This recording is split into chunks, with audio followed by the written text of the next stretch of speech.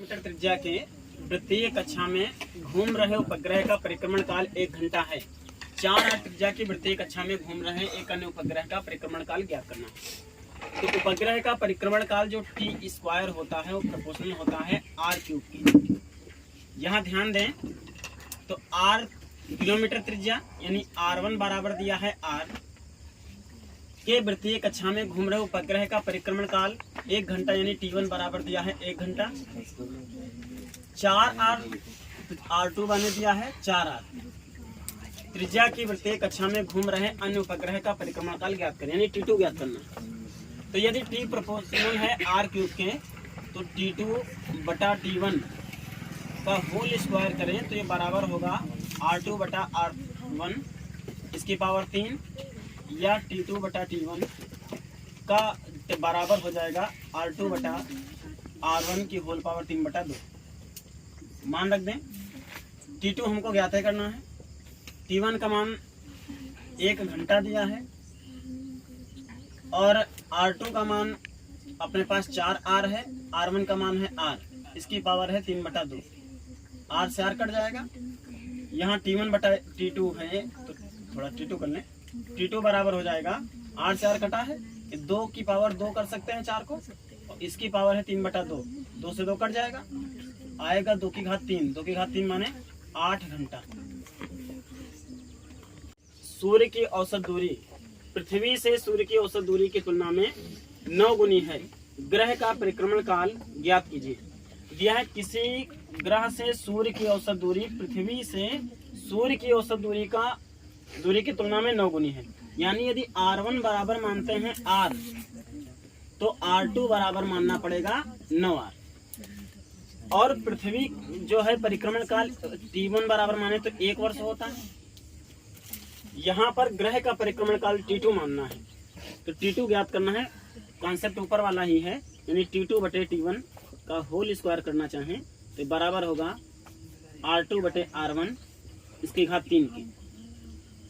तो t2 अपने ज्ञात करना है, t1 के स्थान पर लिख सकते हैं 1 वर्ष, r2 के स्थान पर लिख सकते हैं 9r, r1 के स्थान पर r और पावर 3 ये है, इधर वाली पावर आके 2 हो जाएगी बटे r से r कट गया। तो यहाँ लिख सकते हैं t2 बराबर 9 है, 9 को लिख सकते हैं 3 की घात 2 और पावर है 3 बटा 2, 2 से 2 कट जाएगा 3 की घात 3, 3 की घात 3 माने 27 और यहाँ वर्ष में है तो 27 वर्ष। यदि सूर्य और पृथ्वी के बीच की दूरी आधी कर दी जाए तो 1 वर्ष में कितने दिन होंगे। देखिए पृथ्वी मान लेते हैं भाई, r1 माने पृथ्वी से सूर्य की दूरी उसको मान लेते हैं स्मॉल r और r2 माने दूरी को आधी करना यानी r/2 हो जाएगा। कहा गया 1 वर्ष में कितने दिन होंगे, ये बात हम आपको ज्ञात करनी है। तो 1 वर्ष में अभी वर्तमान समय में 365 दिन होते हैं। यदि ऐसी सिचुएशन हो तो कितने दिन होंगे, तो कॉन्सेप्ट यही चीज है t² प्रोपोर्शनल r³। ये केपलर का परिक्रमण काल का नियम है, तृतीय नियम है। तो यहाँ से t2 बटे का t1 इसका होल स्क्वायर करें तो r2 बटे r1 इसकी घात 3 आएगा, या t2 बटा t1 बराबर करें तो r2 बटा r1 इसकी पावर होगा 3 बटा 2। मान रखें t2 हमें ज्ञात करना है, t1 का मान है 365, r2 का मान अपना r बटा 2 है और r1 का मान स्मॉल r माने हैं बटे 3 बटा 2 के, यानी t2 बटे का 365 और ये r कट जाएगा, बचेगा 1 बटा 2 की पावर 3 बटा 2।